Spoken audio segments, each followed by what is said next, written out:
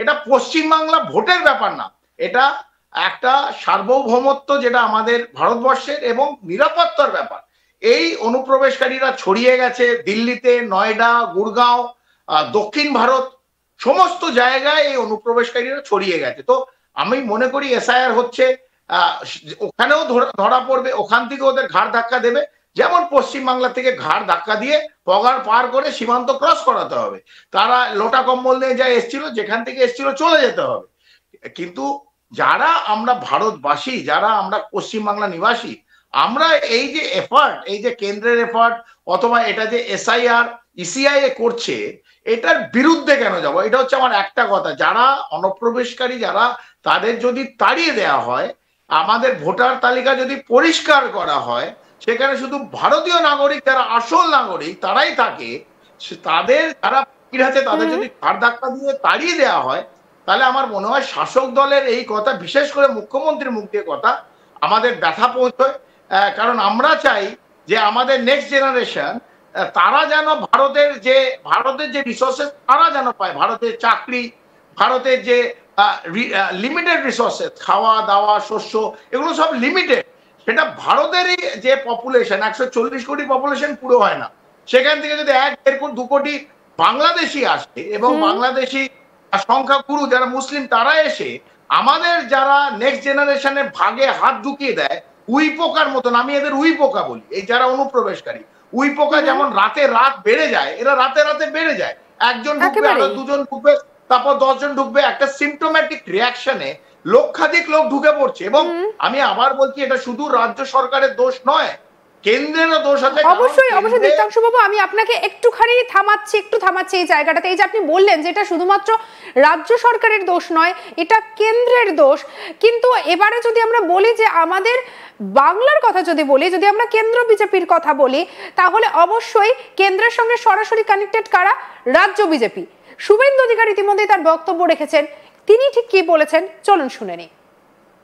CO অফিসকে clear করুন, কারণ CO অফিসে অরুণ প্রসাদ বলে একজন অফিসারকে আপনারা দিয়েছেন, যিনি মনোজ পন্থের ফোন থেকে ফেস টাইমে মমতা ব্যানার্জির সঙ্গে ডেলি কথা বলছে। আমার কাছে ডকুমেন্ট প্রমাণ আছে।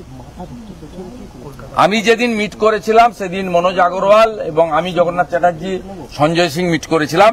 সেদিন পানিক্কর ছিলেন, হরিশঙ্কর পানিক্কর এবং সিও।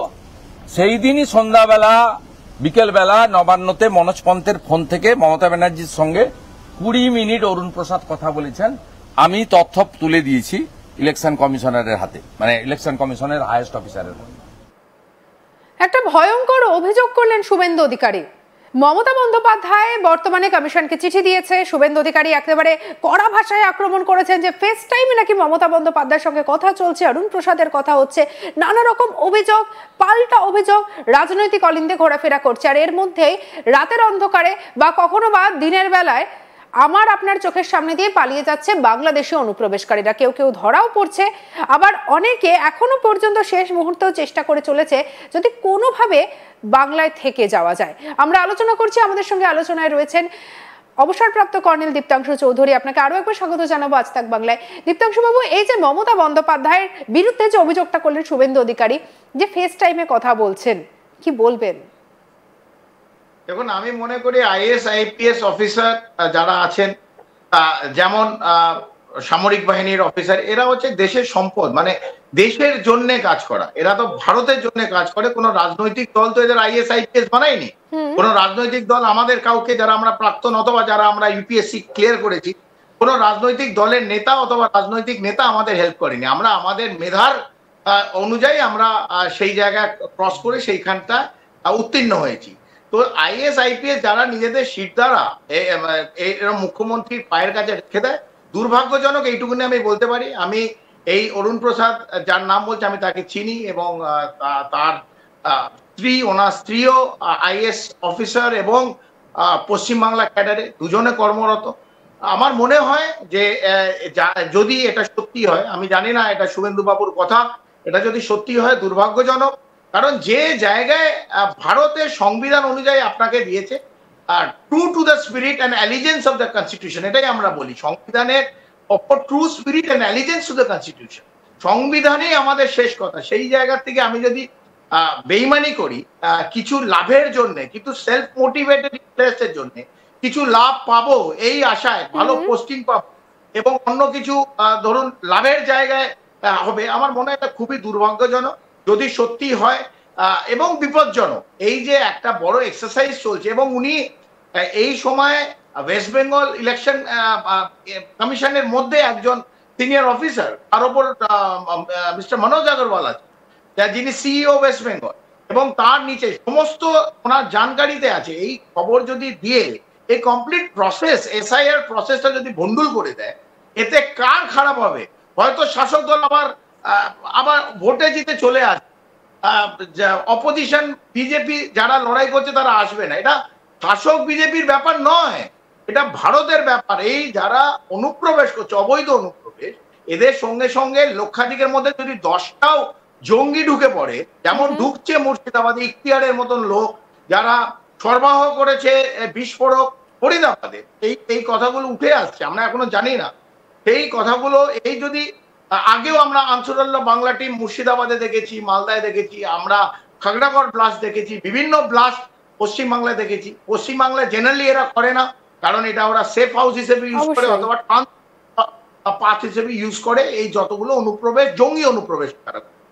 কিন্তু এই যাদের পরিষ্কার করা হচ্ছে, এই পরিষ্কারের জায়গায় যদি আমরা as a citizen of India আমরা যদি এটা আটকে দিই, সেটা শাসক দল হোক অথবা বিরোধী হোক, আমরা তো end of the day we are citizen of India. একেবারে দীপ্তাংশু বাবু, এর থেকে মনে হয় দুর্ভাগ্যের কিছু হয় না যখন সিটিজেন হিসেবে একজন দেশের বিরুদ্ধে কি এমন কোনো কাজ করে, কারণ আখেরে তো লাভটা আমাদেরই হবে। এবারে একটা বিষয় একটু আপনার কাছ থেকে আমি জানতে চাইবো যে এই রকম একটা পরিস্থিতি, আমরা যদি সম্প্রতি একটি বেশ কিছু লিস্ট সামনে এসেছে বিজেপির পক্ষ থেকে, শুভেন্দু অধিকারী সামনে নিয়ে এসেছেন, যেখানে দেখা গিয়েছে যে বেশ কিছু জায়গায় যেগুলো সীমান্তবর্তী জায়গা, যেখানে বারবার দাবি করা হয়েছে যে অস্বাভাবিক হারে সেখানে ভোটারের নাম বেড়েছে, সেই সমস্ত জায়গায় হয়তো দেখা যাচ্ছে একই নাম, একই বাবার নাম, কিন্তু একাধিক বুথে একাধিক জায়গা থেকে তাদের ভোটার কার্ড ইস্যু করা হয়েছে। আবার কিছু ক্ষেত্রে দেখা যাচ্ছে যে বাবা হয়ে গেছে শ্বশুর, স্বামী স্ত্রী হয়ে গেছেন ভাই বোন, এরকম নানা ধরনের ঘটনা, হাস্যকর ঘটনা। কিন্তু যখন তাদেরকে নিয়ে যখন বিএলও যখন পৌঁছচ্ছেন, তাদেরকে খুঁজতে যাচ্ছেন, তখন দেখা যাচ্ছে এরা নেই। একজনের নামে 10টা ভোটার কার্ড, এরা কারা? এদেরকে তো অবশ্যই দরকার তাদের আসল জায়গাটা চিনিয়ে দেওয়া, নাকি আর কত বছর তারা এভাবে বাংলায় থাকবে, তারা ভারতে থাকবে, আর আমাদের দেশেই থাকবে, আর আমাদেরই ক্ষতি করবে। শ্রেয়সী, আপনি যেটা বললেন না হাস্যকর, এটা যদিও আমি হেসেছি, but it is too serious issue. এটা একটা ভীষণ গম্ভীর ইস্যু একটা। এটাকে যদি আমরা খুব লাইটলি নিই, এটা খুব হালকা ভাবে নিই, আমি আবার বললাম এটা ভারতে এফেক্ট করবে। যারা অনুপ্রবেশকারীদের 4টে ভোটের জন্য আমি যদি রেখে দিই, আলটিমেটলি একটা সময় আসবে যে শাসক দল তৃণমূল কংগ্রেসের যে লোকাল লোক হবে, তাদের গলা টুটি এরা চিপে ধরবে।